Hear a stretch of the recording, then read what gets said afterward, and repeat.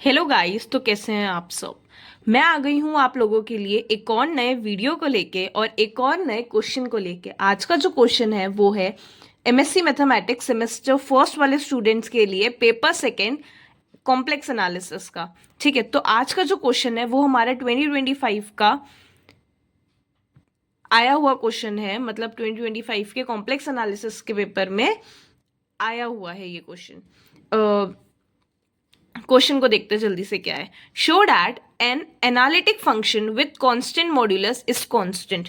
ठीक है, show that an analytic function with constant modulus is constant, मतलब कि एक एनालिटिक फंक्शन है जो कि कांस्टेंट मॉड्यूलस के साथ है। हमें ये प्रूफ करना है कि वो कांस्टेंट होगा। ठीक है, तो चलो इसको प्रूफ करते जल्दी से।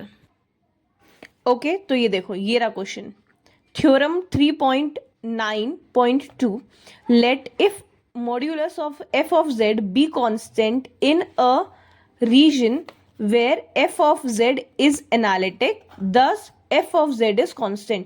सेम क्वेश्चन है, बस केवल थोड़ा सा क्वेश्चन को ना डिफरेंट तरह से हमें पेपर में देखने को मिला था। पेपर में इतना सा बोला था कि आपका जो एक फंक्शन है जो कि एनालिटिक फंक्शन है वो कांस्टेंट है, मतलब कि मॉड्यूलस कांस्टेंट है, तो क्या वो कांस्टेंट भी होगा। ठीक है, मतलब कि यही है। देखो यहाँ पर एफ ऑफ एक्स जो है वो हमारा एक एनालिटिक फंक्शन है, तो इसका जो मॉड्यूलस है वो कांस्टेंट है। तो हमें ये प्रूफ करना है कि एफ ऑफ जेड जो है वो हमारा कांस्टेंट होगा।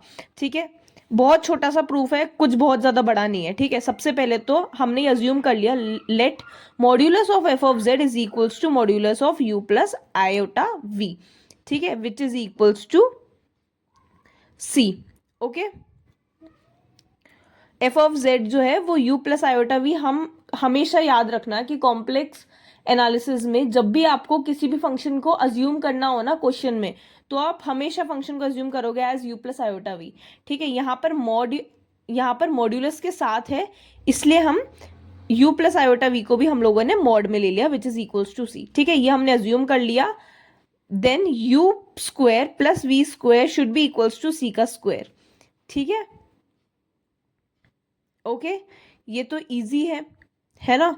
मतलब कि इसका स्क्वायर प्लस इसका square should be equals to C का स्क्वायर। ये आ गया ना समझ में, कैसे आएगा। u का स्क्वायर हो जाएगा प्लस आयोटा का स्क्वायर क्या होता है, आयोटा का स्क्वायर +1 होता है। ठीक है, और v का स्क्वायर हो जाएगा, तो +1 हमारा मैटर ही नहीं करेगा, तो u का स्क्वायर प्लस v का स्क्वायर जो है वो हमारा c का स्क्वायर भी होगा। ठीक है, नाउ डिफरेंशिएटिंग। अब हम इसे डिफरेंशिएट करते हैं। डिफरेंशिएट करने के लिए देखो,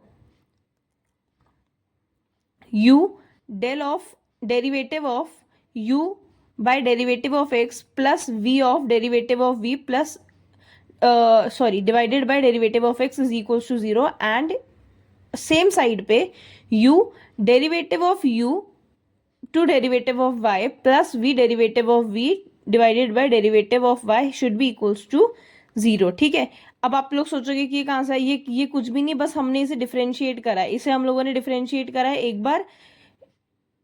एक बार x के साथ और एक बार y के साथ। ठीक है, सबसे पहले हम लोगों ने यहाँ पर x के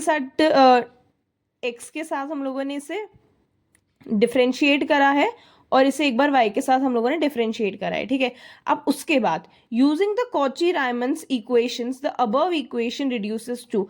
अब जब हम इसमें कॉची रायमंस इक्वेशन लगाएंगे ना, तो ये जो इक्वेशन है ना ये रिड्यूस हो जाएगी टू दिस इक्वेशन।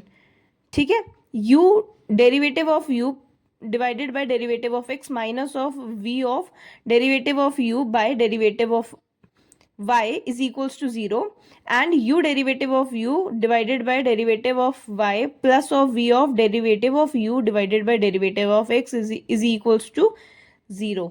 ठीक है, आप लोग को पता होना चाहिए कि ना कॉची रायमंस इक्वेशन क्या है।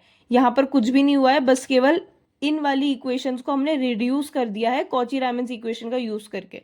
ठीक है, अब हम क्या करेंगे, हम ये जो derivative of u by derivative of y है, derivative u of derivative y जो है, derivative u of derivative y जो है, हम इसे एलिमिनेट कर देंगे अबव इक्वेशन से। अब जब हम इसे एलिमिनेट करेंगे ना, तो क्या वैल्यू आएगी, u का स्क्वायर प्लस v का square derivative of u by derivative of x should be equals to 0। ठीक है, शुड बी इक्वल्स टू 0, मतलब कि derivative of u by derivative of x क्या होगा, इक्वल्स टू 0 होगा। ठीक है, जब ये इक्वल्स टू 0 आया तो ये तो इक्वल टू 0 हो नहीं सकता। क्यों नहीं हो सकता, क्योंकि इसकी वैल्यू तो हमें पता है कि इक्वल्स टू सी स्क्वायर आएगी।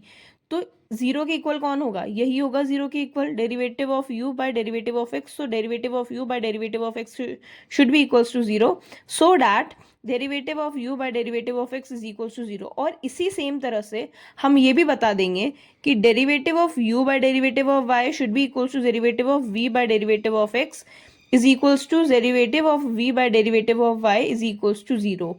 ठीक है, ईजी और सिंपल है, कुछ भी नहीं। सबसे पहले हम लोगों ने एक फंक्शन अज्यूम करा, उस फंक्शन को हम लोगों ने डिफरेंशिएट करा, तो ये वाली वैल्यूज आ गई। डिफरेंशिएट करने के बाद हम लोग कॉचीज रेमन्स इक्वेशन का यूज करके हम लोगों ने इन इक्वेशन को रिड्यूस करा टू दीज इक्वेशंस।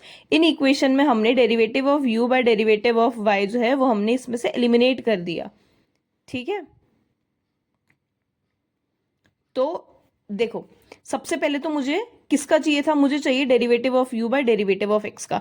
तो इसमें हम लोगों ने derivative u by derivative of y, derivative u by u of derivative of y जो है हमने इसे पूरी तरह से क्या कर दिया, हमने इसे पूरी तरह से एलिमिनेट कर दिया। तो ये जब हम एलिमिनेट कर देंगे ये दोनों चीजें, तो हमें केवल क्या मिलेगा, डेरिवेटिव ऑफ u, हमें क्या मिल जाएगा, u derivative of u by derivative of x plus of v of derivative of u by derivative of x which is equals to 0। यहाँ पर इन दोनों का स्क्वायर हो जाएगा, derivative of u by derivative of x is equals to 0 आ जाएगा। और ये सेम मैंने बता दिया। ठीक है, अब इसी तरह से हम इन तीनों को भी हम लोग 0 बता सकते हैं। और जब ये चारों चीजें u का derivative with x and y, v का derivative with x and y, ये अगर चारों चीजें इक्वल टू 0 आ जाएगी, मतलब कि हमारा fx जो है वो क्या है, कांस्टेंट है। ठीक है, हमें बस इतना सा प्रूफ करना है, u और v के डेरिवेटिव, इस u और इस v के डेरिवेटिव x और y वाले हमें सबको 0 प्रूफ करना है। अगर 0 प्रूफ हो जाएगा तो ये हमारा क्या हो जाएगा, कांस्टेंट हो जाएंगे। और देखो ये वाला कैसे होगा, सबसे पहले हमें derivative of u by derivative of x लेना था, इसलिए हम लोगों ने इस पूरी टर्म में u derivative of u of y, इन दोनों को हम लोगों ने क्या करा, एलिमिनेट कर दिया। तो derivative of u by derivative of x बचा। ठीक है, हमने इसे 0 प्रूफ कर दिया। अब हमें क्या करना है, इसमें हमें derivative of u by derivative of y को भी तो प्रूफ करना है ना आगे जाके। तो ये हम कैसे करेंगे, हम इस वाले टर्म को, ये x वाले टर्म को हम लोग क्या कर देंगे, एलिमिनेट कर देंगे। तो सेम चीज आ जाएगी हमारी u प्लस v का स्क्वायर, बस derivative of u by derivative of y आ जाएगा, दैट इज इक्वल्स टू 0। ये हमारा 0 हो नहीं सकता, तो u divided by derivative of y का जो है ना निकलेगा वो भी हमारा 0 आ जाएगा। ऐसे यहाँ पर हमारा 0 आ गया। ठीक है, और इन द सेम वे जब यहाँ पर हम एज इट इज सिमिलर तरह से आप, जैसे आपने u का x और y का डेरिवेटिव आपने 0 बताया, वैसे ही आप v का x और y का डेरिवेटिव भी आप 0 बता सकते हो। और अगर ये क्वेश्चन 8 नंबर का आता है ना, जैसे कि आजकल जो क्वेश्चन है ना वो ना ऐसे आते हैं कि या तो आपका ये ना यूनिट 1 का क्वेश्चन है, ठीक है, या तो ऐसा होगा कि एक क्वेश्चन के 2 सब क्वेश्चन होंगे, ठीक है, जो कि 2 सब क्वेश्चन होंगे तो वो 8-8 नंबर के होंगे, या फिर एक पूरा क्वेश्चन आ जाएगा, है ना, जो कि 16 नंबर का होगा। अब ये जो क्वेश्चन है, ये इतना सा क्वेश्चन आपका 16 नंबर का तो आ नहीं सकता, है ना, तो ये क्या होगा, ये आपके 8 नंबर का क्वेश्चन आएगा। ठीक है, जैसे कि आपका यूनिट फर्स्ट का क्वेश्चन नंबर फर्स्ट आ गया, जिसका ये फर्स्ट पार्ट है। तो फर्स्ट पार्ट अगर ये है तो ये ऑब्वियसली 8 नंबर का होगा, है ना। अगर ये आपका 8 नंबर का है तो ये आपको केवल आपने एक 0 बता दिया है, फिर आपको बस कल इतना बताना है कि ये सब भी 0 हो जाएंगे, तो ये आपका प्रूफ हो जाएगा। इसके लिए आपको ये सब कुछ आपको 0 बताने की जरूरत नहीं है ना। अगर 8 नंबर का क्वेश्चन है तो बस आपने एक बता दिया, इन द सेम वे ये तीनों भी हो जाएंगे, 0 हो गए, सब कांस्टेंट हो गया। ठीक है, अगर ये क्वेश्चन 16 नंबर का आता है तो जरूर आपने ये एक 0 सॉल्व करके बताया, फिर आपको ये भी कैसे 0 होगा ये भी पूरा सॉल्व करके बताना होगा, ये कैसे होगा ये भी पूरा सॉल्व करके बताना होगा, और ये कैसे होगा ये भी पूरा आपको सॉल्व करने को बताना होगा। पर तब ये तब करना है जब ये 16 नंबर का क्वेश्चन है, और ये 16 नंबर का क्वेश्चन आ ही नहीं सकता है ना, ये 8 नंबर का क्वेश्चन में ही आएगा। बट बाय चांस मैंने आपको हर तरह से बता दिया है, 8 नंबर का क्वेश्चन इतना सफिशियंट है, इन सबको आपको प्रूफ करने की जरूरत नहीं है। एक प्रूफ कर लिया, इन द सिमिलर वे ये तीनों भी हो जाएंगे। बस ऐसा आपको वहां पर लिख देना है जैसे यहाँ पर लिखा हुआ है, ठीक है। ये आपको पूरा प्रूफ करने की जरूरत नहीं है, बट मैंने आपको दोनों तरीके से बता दिया है ना। तो ओके, ये आपका I think so first video है मेरा, नहीं मतलब अभी का जो 2026 के जो पेपर्स हो रहे हैं उसके लिए मेरा फर्स्ट वीडियो है शायद कॉम्प्लेक्स एनालिसिस का। आप लोग इससे बहुत सारा प्यार देना वीडियो को। अगर आपको वीडियो अच्छी लगी हो तो चैनल को सब्सक्राइब कर देना, शेयर कर देना, ताकि आपके स्टूडेंट्स, आपके जो फ्रेंड्स हैं उन्हें भी हेल्प हो सके एग्जामिनेशन की प्रिपरेशन के लिए। और अच्छे से पढ़ना। All the best for your examination. ये पढ़ लो जल्दी फटाफट से, फिर उसके बाद अगर आपको कुछ भी अगर डाउट हो तो आप मेरे को कमेंट सेक्शन में बता देना कि दीदी मुझे ये समझ में नहीं आया, मैं आपको दोबारा से समझा दूंगा, ठीक है। Okay, thank you so much, all the best, bye bye and thanks for watching.